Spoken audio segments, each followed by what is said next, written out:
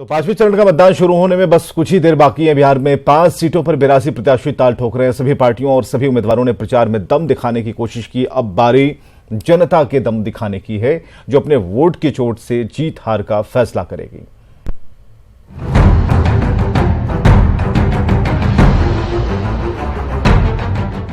लोकसभा चुनाव के 5वें चरण में देश के 7 राज्यों की 51 सीटों पर मतदान होना है, जिसमें बिहार के सीतामढ़ी, मधुबनी, मुजफ्फरपुर, सारण और हाजीपुर लोकसभा सीट भी शामिल है। इन 5 सीटों पर कुल 82 प्रत्याशी मैदान में हैं, जिनकी किस्मत का फैसला जनता जनार्दन ईवीएम में कैद कर देगी।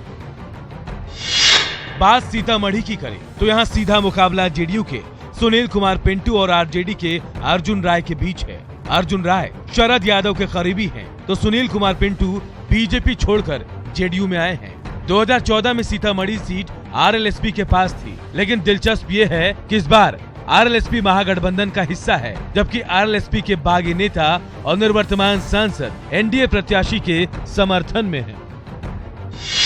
मुजफ्फरपुर की बात करें तो यहाँ से बीजेपी ने मौजूदा सांसद अजय निषाद को टिकट दिया है, तो महागठबंधन से वीआईपी ने राजभूषण चौधरी निषाद को मैदान में उतारा है। मुजफ्फरपुर में निषाद वोटों की संख्या ज्यादा है, ऐसे में वीआईपी मुखिया मुकेश सहनी के सामने चुनौती है अपने सन ऑफ मल्लाह वाली इमेज को साबित करने की।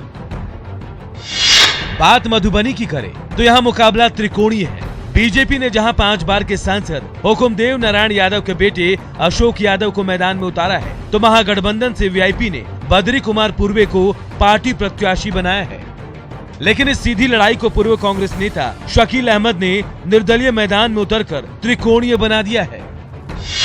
सारण सीट की बात करें तो ये सीट इस चरण की हाई प्रोफाइल सीटों में से एक है। बीजेपी ने जहां अपने वर्तमान सांसद राजीव प्रताप रूडी पर भरोसा जताया है, तो आरजेडी ने लालू के समधी और पूर्व मंत्री चंद्रिका राय पर दांव खेला है। सारण इकलौती सीट है जहां बीजेपी और आरजेडी की सीधी टक्कर है। बाकी सीटों पर सहयोगियों के बीच ही मुकाबला है।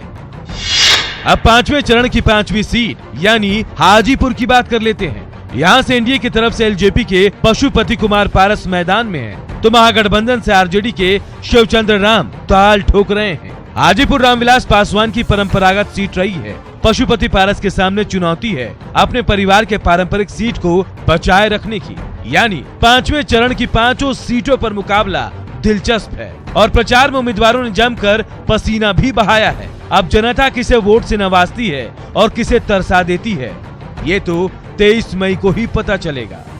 Bureau report, news 18 network.